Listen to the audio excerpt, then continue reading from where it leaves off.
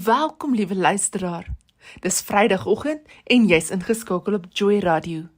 Op die program Op reis na innerlike genesing. Nou dis hier waar ons elke week kyk na verskillende faktore, verskillende onderwerpe, wat 'n invloed het op ons siege en ons fisiese. Dis daai dingetjies wat ons soms nodig het om uit te sorteer, sodat ons kan vrykom en weer begin leef. Nou, dalk is jou hart vandag lig. Of dalk dra jy swaar aan iets wat niemand van weet nie. Wat ook al jou storie is, ek glo nie dit is toevallig dat jy vandag hier ingeskakel het nie. So liewe luisteraar, ek is dankbaar dat jy die tyd uitgekoop het om vanoggend hier te wees. Nou, ek wil met jou praat oor iets wat ek glo elkeen van ons raak. Ons tema vandag, die stories wat my hart glo. Nou, hierdie is nie net vir sommige mense nie, maar vir elkeen van ons. En dit is die stories wat ons harte begin glo. Nie die stories wat noodwendig dalk waar is nie, maar die stories wat so gereeld in ons gedagtes herhaal word, dat ons uiteindelik dink dit moet waar wees. Ons kom dikwels waar ons dink ons leef volgens feite, maar die waarheid is dat ons baie keer leef volgens die betekenis wat ons aan dinge gee. Wat ek eintlik bedoel hierby is, ons kan twee mense vat en hulle in dieselfde situasie sit. Hulle kan dit beleef en tog heeltemal verskillende gevolgtrekkings maak. Die gebeurtenis bly dalk dieselfde, maar die storie wat hulle daar vertel, is heeltemal anders. Kom ons sê byvoorbeeld, iemand kyk dalk vinnig weg wanneer jy hallo sê, en onmiddellik begin jou gedagtes werk. En jy dink aan goedjies soos, ek het seker iets verkeerd gedoen, of hy hou nie meer van my nie, sy is kwaad vir my. En miskien het daardie persoon jou glad nie eers raak gesien nie. Miskien het hy of sy slegte nuus ontvang, of was sy dalk diepe gedagte, maar ons harte vul dikwels daai leespasies met ons eie vrese. Dis baie interessant dat sielkundiges sê, ons brein hou niks daarvan wanneer daar inligting ontbreek nie. Die brein probeer die hele tyd die prentjie voltooi. En wanneer ons nie al die feite het nie, begin ons aannames maak. En ongelukkig word daardie aannames baie keer gevoed deur ons vorige seer kry, teleurstellings en natuurlik vrese. As jy verwerp is, verwag jy baie maklik weer verwerping. As jy al gekritiseer is, hoor jy kritiek, selfs waar dit nie bedoel word nie. En ons kyk nie net deur ons oë nie, ons kyk deur die bril van ons ervarings. En dit is presies waar die vyand graag werk. Jesus sê in Johannes 8 vers 44, dat die duiwel die vader van leuns is. Hy hoef nie altyd groot leuns te vertel nie. Soms plant hy net klein gedagtes, soos jy is nie goed genoeg nie, of niemand gee regtig om nie. Of groter goed soos, Abba is teleurgesteld in jou. Jy sal nooit verander nie. En as daardie gedagte lank genoeg bly, begin dit soos waarheid voel. En dis belangrik om te verstaan, liewe luisteraar, dat iets wat waar voel, nie altyd noodwendig die waarheid is nie. Gevoelens is eg, maar gevoelens is nie altyd feite nie. Ons emosies vertel vir ons hoe ons iets ervaar. Abba se woord vertel vir ons wat waar is. So ek praat gister met iemand En ek deel met hulle iets wat ek 'n ruk gelede gekyk het, en ek besef net weer hoe belangrik dit eintlik was, en wat 'n groot invloed dit gehad het. En dit gaan veral oor hierdie ding van die vyand wat so maklik vir jou vertel, dat Abba teleurgesteld is in jou. Die man maak die volgende stelling, en hy sê, God is not mad at you, but God is mad about you. En dit is net vir my so opvallend, dat ons baie keer so maklik in 'n gaatjie gaan sit, omdat ons glo met alles in ons, dat Abba kwaad is. Of ons is so ver weg, dat Abba nie meer kan sien vir ons nie. Maar voor hierdie woorde volgend, He's not mad at you, He's mad about you. Nou wanneer ons byvoorbeeld kyk na Spreuke 4 vers 23, dan sê die woord iets soos die volgende: bewaar jou hart meer as alles wat bewaar moet word, want daaruit is die oorspronge van die lewe.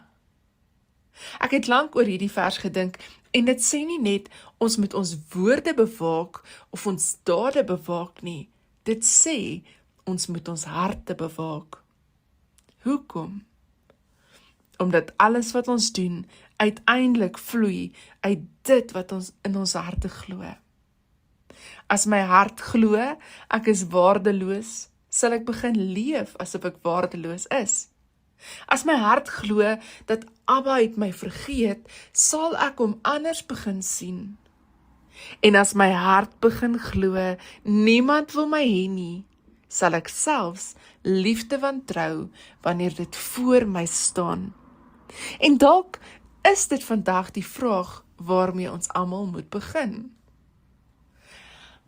So, liewe luisteraar, watse stories glo jou hart volgend? Nie watter stories vertel ek vir ander nie, maar watter stories fluister ek vir myself wanneer niemand luister nie. Nou, ek dink elke mens dra 2 stories in hom of haar. Daar is die storie wat Abba oor jou skryf, en dan is daar die storie wat jou wonde oor jou probeer skryf. Jy weet, dit is eintlik so anderster as mekaar. Abba sal sê, jy is my geliefde, maar jou seer kry sal sê, jy's nie genoeg nie. Wanneer Abba sê, ek sal jou nooit begewe of verlaat nie, fluister jou vrese, jy is alleen. Wanneer Abba kom en hy sê, jy is niet gemaak, skreeu jou verlede, jy sal altyd wees wie jy was. Nou, die vraag is nie of daar stemme is nie. Die vraag is, na watter stem luister ek die meeste? Ons leef in 'n wêreld waar ons voortdurend boodskappe ontvang oor wie ons behoort te wees. Sosiale media, mense se opinies, ons opvoeding, mislukkings en selfs komplimente vorm stukkie vir stukkie ons identiteit. Maar nie elke stem verdien toegang tot jou hart nie. Die Bybel sê in Romeine 12:2 dat ons verander word deur die vernuwing van ons denke. Let op, liewe luisteraar, Abba begin nie by ons omstandighede nie. Hy begin by ons denke. Want wanneer ons denke verander, verander ons reaksies. Wanneer ons reaksies verander, verander dit ons lewe. Nou, ek wonder hoeveel konflik tussen mense ontstaan, omdat 2 mense verskillende stories glo. Iemand stuur nie vandag vir jou 'n boodskap nie, en die een persoon dink dalk, hulle is net besig. En die ander persoon, inteendeel, dink, ek het seker iets verkeerd gedoen. Kan julle sien, dis presies dieselfde gebeurtenis, maar 2 heeltemal verskillende stories. En so sien ons dit ook in verhoudings. Een persoon maak 'n kort opmerking en die ander een hoor iets wat nooit gesê is nie. En dit is nie omdat hulle oordrewe is nie, maar omdat ou wonde nuwe woorde inkleer. En is asof ons harte soms ou onderskrifte onder nuwe situasies skryf. En dit gebeur ook in ons verhouding met Abba. Hoeveel mense bid nie met die gedagte, Abba is seker so moeg vir my. Waar staan dit in die Bybel? Kom ek sê vanoggend vir jou, nêrens nie. Of die leuen wat sê, Abba luister seker nie eers na my nie. Ek moet eers beter wees voordat Abba my kan lief hê. Dit is nie die evangelie nie, liewe luisteraar. Die evangelie sê iets heeltemal anderster. Romeine 5 vers 8 sê, maar God bewys sy liefde tot ons daarin dat Christus vir ons gesterf het, toe ons sondaars was. Nie toe ons reg was nie, nie toe ons alles uitgesorteer het nie, toe ons nog stikkend was nie. Dis die waarheid wat ons harte oor en oor moet hoor. Want die stories wat ons harte glo, bepaal uiteindelik hoe ons leef, hoe ons liefhet, hoe ons aanbid en selfs hoe ons na Abba kyk. En miskien is dit vandag die uitnodiging van die Heilige Gees. Miskien is dit woorde wat sê, kind, kom sit vir 'n oomblik stil. Vertel my die stories wat jy al jare lank glo. Nie omdat ek dit nie weet nie, maar omdat ek jou graag wil wys waar my waarheid mooier is as jou grootste vrese. Want liewe luisteraar, Abba genees nie net gebroke harte nie, hy genees ook die stories wat daardie gebroke harte oor hulle self begin glo. Daar's soveel karakters in die woord wat ons kan uithaal om hierdie te weerspieël. Moses het geglo hy is nie goed genoeg nie. Ons lees dit in Eksodus 3 tot 4. Toe Abba vir Moses roep, was sy eerste reaksie nie geloof nie, maar onsekerheid. Hy sê byvoorbeeld in Eksodus 3 vers 11, wie is ek, dat ek na Farao sou gaan? Of later sê hy, ek is nie welsprekend nie, ek praat moeilik. Nou, Moses se storie was, ek is onbekwaam. Maar Abba antwoord hom nie deur te sê, nee Moses, jy praat eintlik goed nie. Nee, Abba skuif die fokus. Hy sê in Eksodus 3 vers 12, ek sal met jou wees. Dis so mooi. Abba antwoord nie altyd ons swakheid nie. Hy antwoord met sy teenwoordigheid. Wat van Elia onder die besembos? Ons lees daarvan in 1 Konings 19. Nou, na een van die grootste wonderwerke in die Bybel, vlug Elia en hy sê, ek is alleen. Maar Abba kom en hy antwoord, hy sê, ek het nog 7000 laat oorbly. Nou, Elia se gevoel was eg, maar sy gevolgtrekking was nie volledig nie. Abba wys hom daar is meer aan daardie storie. Nou, ek wil jou vandag herinner aan iets wat my nogal diep raak. Oral deur die Bybel ontmoet ons mense wat nie net met omstandighede geworstel het nie, maar met die stories wat hulle oor hulle self geglo het. En elke keer sien ons hoe Abba nie net hulle situasies verander nie, nee, hy verander die verhaal wat hulle harte geglo het. Ek meen, kom ons begin by die verlore seun in Lukas 15. Ek dink een van die hartseerste oomblikke en die hele verhaal gebeur, nog voordat hy by sy pa uitkom. Terwyl hy huis toe stap, hou hy reeds 'n toespraak in sy gedagtes. En dit klink soos ietsie soos die volgende: ek is nie meer werd om u seun genoem te word nie. Maak my soos een van u dagloners. Hy het reeds besluit, liewe luisteraar, hoe sy pa oor hom moet voel. Hy het reeds sy eie vonnis uitgespreek. Let op, sy pa het nog nie eers 'n woord gesê nie. Die gesprek het nog nie eers plaasgevind nie. Hoe baie doen ons nie dieselfde nie? Ons besluit eenvoudig vooraf wat ander van ons dink. Ons besluit vooraf hoe Abba oor ons voel. En dan leef ons volgens daardie storie. Maar toe gebeur daar iets onverwags. Nog voordat hierdie seun sy voorbereide woorde kon uitspreek, hardloop sy pa hom tegemoet. Nou, in daardie kultuur was dit ongewoon dat 'n waardige vader sou hardloop. Tog hardloop hierdie pa. Hy omhels sy seun. Hy soen hom, trek vir hom 'n nuwe kleed aan, sit 'n ring aan sy vinger en hou 'n fees. Die seun het gedink sy identiteit is verlore. Die pa herstel dit sonder huiwering. Die seun se storie was: ek is nie meer 'n seun nie, maar die pa se waarheid was hierdie: my seun was dood en hy leef weer. Miskien het jy ook al met so 'n voorbereide toespraak na Abba gekom en dalk gesê: Here, ek weet U is seker teleurgesteld in my. Ek weet ek verdien dit nie.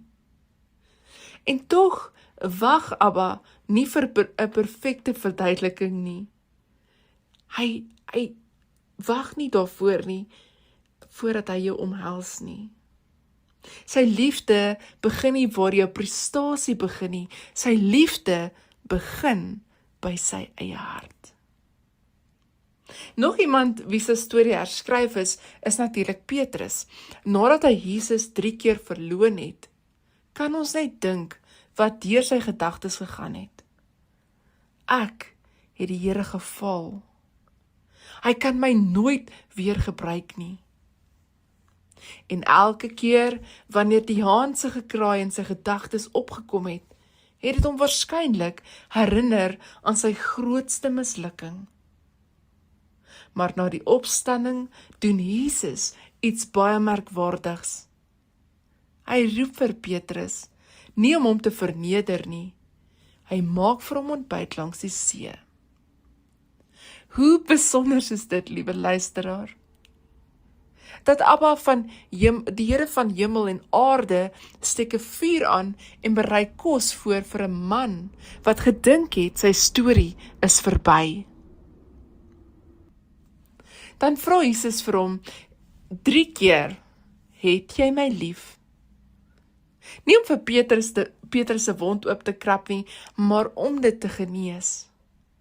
Vir elke verloning gee Jesus vir Petrus 'n nuwe geleentheid om liefde te bely. En daarna sê hy: pas my skape op. Met ander woorde, Petrus, jou fout is nie die einde van jou roeping nie. Nou, dalk is daar vandag iemand wat luister en glo, God kan my nie meer gebruik nie. Dan wil ek vanoggend vir jou vra, wie het daardie storie geskryf? Want dit was beslis nie Jesus nie. Nog 'n verhaal wat my diep raak, is die verhaal van Gideon. Toe die engel van die Here hom roep in Rigters 6, sê hy: die Here is met jou, dapper held.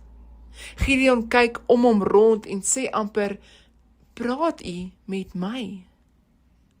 Hy sien homself as die swakste uit die swakste familie. Maar Abba sien egter nie net wie Gideon op daardie oomblik is nie, hy sien wie Gideon deur sy genade kan word.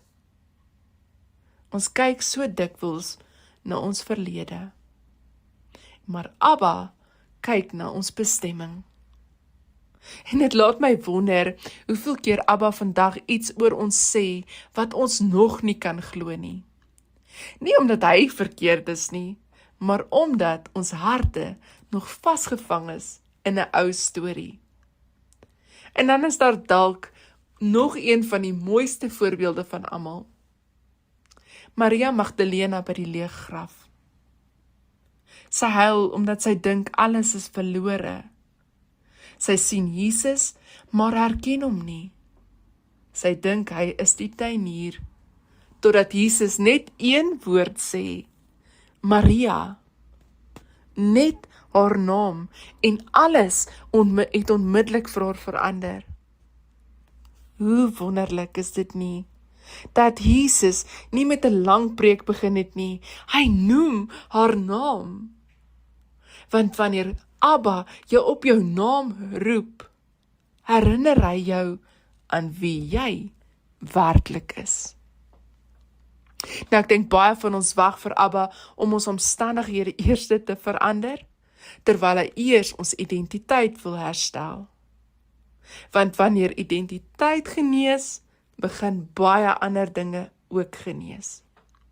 Die wêreld sê, jy is wat jy bereik, maar Abba sê, jy is myne.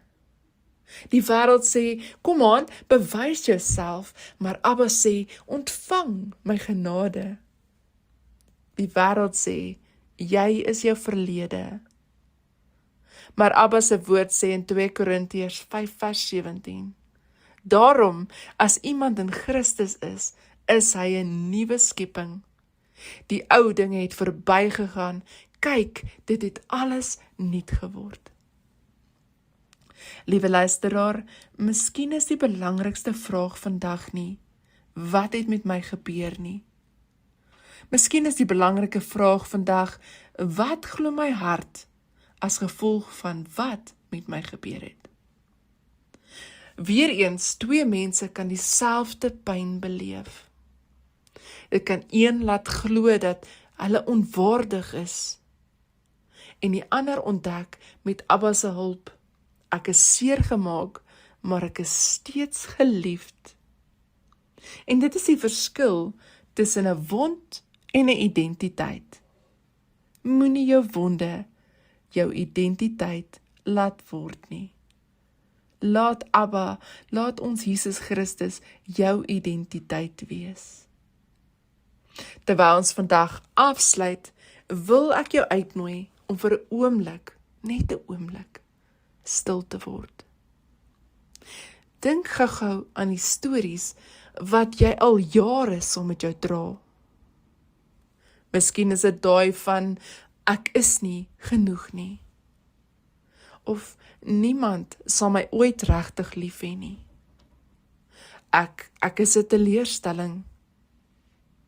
Abba is te ver, of dalk dis te laat vir my. Ek wil jou vandag met baie liefde afvra. Het Abba al ooit hierdie woorde oor jou uitgespreek?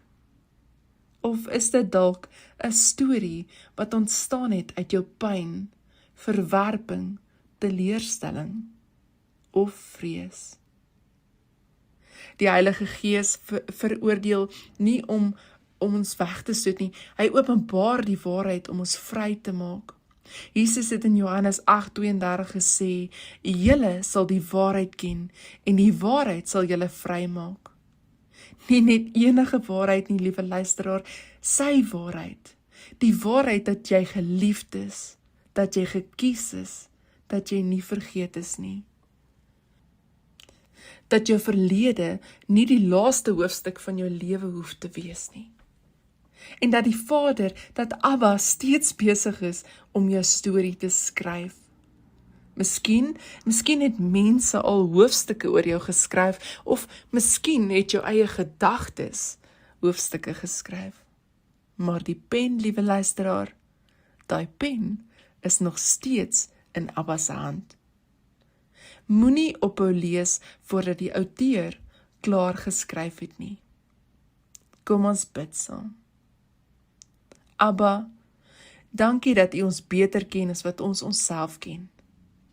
Dankie dat U nie net ons woorde hoor nie, maar ook die stil stories wat diep in ons harte leef. Vandag bring ons daardie stories na U toe. Ons stories, Abba, van verwerping en skaamte, skuld, Abba, mislukking en selfs vrees. Die stories wat ons so lank geglo het, dat dit soos die waarheid begin voel het. Abba, wys vir ons waar ons na die verkeerde stem geluister het. Gee vir ons die moed om elke leuen neer te lê en elke waarheid uit U woord vas te gryp. Vernuwe ons denke, Abba, soos U beloof in Romeine 12. Laat ons onsself begin sien, Abba, soos U ons sien. Nie deur die bril van ons verlede nie, maar deur die kruis. Nie deur ons mislukkings nie, maar Abba, deur U genade. Heilige Gees, wanneer daar die ou stories weer wil terugkom, herinner ons sagkens aan U waarheid. Fluister weer oor ons wat die Vader reeds gesê het. Abba, sê vanoggend, liewe luisteraar, Jy is my geliefde kind. En Abba, dankie dat U steeds besig is om ons verhaal te skryf. Selfs waar ons net stikkende sinne sien U reeds die voltooide meesterstuk. Ons vertrou ons harte aan U toe, in die kosbare naam van ons Jesus. Amen. Dankie, liewe luisteraar, dat jy vanoggend saam geluister het. Mag Abba jou seën. Sien jou volgende week, selfde plek, selfde tyd. Totsiens.